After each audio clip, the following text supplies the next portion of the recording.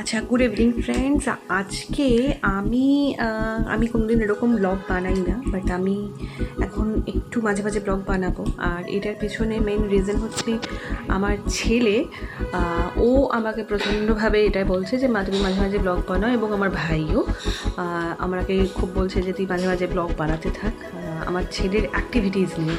So আমি আজকে তোমাদের সাথে আমার ছেলের একটা ভিডিও শেয়ার করব। অনেকেই জানো আমার ছেলে খুব ভালো আঁকে, তো সেই আঁকার ভিডিওটাই আমি আজকে তোমাদের সাথে শেয়ার করব। ও বেশ কিছুদিন ধরে, লাস্ট কিছুদিন আমি কোনো ওর আঁকার ভিডিও দিতে পারিনি, বিকজ আমাদের একটু শিফটিংয়ের ব্যাপার ছিল। সো এখন আমরা মোটামুটি একটু একটা জায়গায় এসেছি, আর ও বেশ কিছুদিন ধরে কিছু আঁকা এঁকেছে, তো সেইগুলি আমি তোমাদের সাথে একটু শেয়ার করব। দেখতে থাকো, স্টে টিউন। কি বলবি তুই? হ্যালো গাইস, আমি আজকে আমার একটা ফেভারিট ড্রয়িংস নিয়ে আমি একটা মায়ের কাছ থেকে ভিডিও করেছি। মানে আমি আমার বাড়িতে ফটোজের উপরে আমি অনেকগুলো ভিডিও করেছি, কিন্তু আমি পোস্ট করি না, কারণ কি যেভাবে মা বকা দেয় সেই জন্য পোস্ট করা হয় না। সো ওর তো বয়সটা খুব কম, কিন্তু ও এগুলো করতে চায়। তো যাই হোক, আমার ভাইও আমাকে বললো যে ওর ড্রয়িং বা ওর অ্যাক্টিভিটিসের উপরে কিছু ভিডিও করা। সো বের কর তোর কী কী প্রথম। সামনেই ক্রিসমাস। সব থেকে হচ্ছে এটা ফেভারিট ড্রয়িং ক্রিসমাসের উপর, এটা হচ্ছে এই স্যান্ডেল। এই ড্রয়িংটাও করেছে, অ্যান্ড সামনেই ক্রিসমাস, সো ক্রিসমাসের জন্য এই ড্রয়িংটা করেছে। আচ্ছা, ওর ড্রয়িংয়ের ইন্সপিরেশনসটা একদম ও নিজে থেকেই করে। আগে ও ড্রয়িং শিখতো, বাট এখন ও ড্রয়িং শেখে না, ও বাড়ি থেকেই করে। আমরা আশেপাশে ভালো স্কুল খুঁজছি ড্রয়িংয়ে, যেখান থেকে অ্যাটলিস্ট ও পরীক্ষাও দিতে পারবে, সার্টিফাইড কোনো স্কুল। তো এই ড্রয়িংটা ও করেছে। আচ্ছা, এরপরে ক্যারেক্টার অফ গোকু, মানে এই কার্টুনটা হয়তো সব বাচ্চারাই দেখে, এটা গোকুর উপরে একটা ড্রয়িং।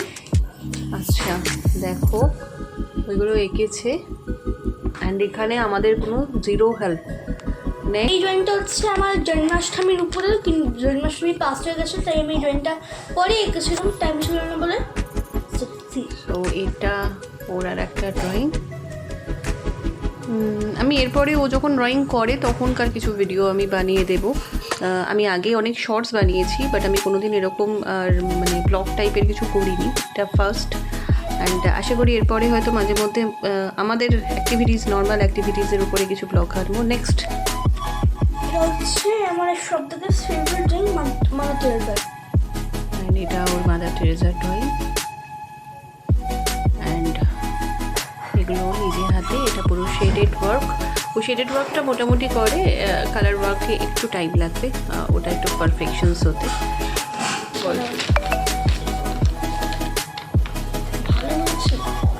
এটা এখনো কমপ্লিট হয়নি। তো এটা একটাও এঁকেছে, নিজের থেকেই এঁকেছে। এখন এটা পুরো কালারিং কমপ্লিট হয়নি, কমপ্লিট হলে ও হয়তো আরও এটাকে ডিটেলস নিয়ে দেখাতে পারবে। ওয়েট গাইস, আমার আর একটা ফটো আছে যেটা আমি দেখানোর খুব ইচ্ছা ছিল আপনাদেরকে, সেটা হচ্ছে এই মা দুর্গাটা। এটা আমার একটা চ্যালেঞ্জ ছিল, যেটা আমি কোনো পিকচারকে না দেখে করেছিলাম। আচ্ছা, এটা আমার একটা চ্যালেঞ্জ ছিল। আচ্ছা, এরকম চ্যালেঞ্জ ছিল নাকি আমি জানি না। ও সারাদিন এখানে যখনই পড়াশোনা হয়ে যাওয়ার পরে টাইম পায়, তখন ওই ড্রয়িংগুলো করে।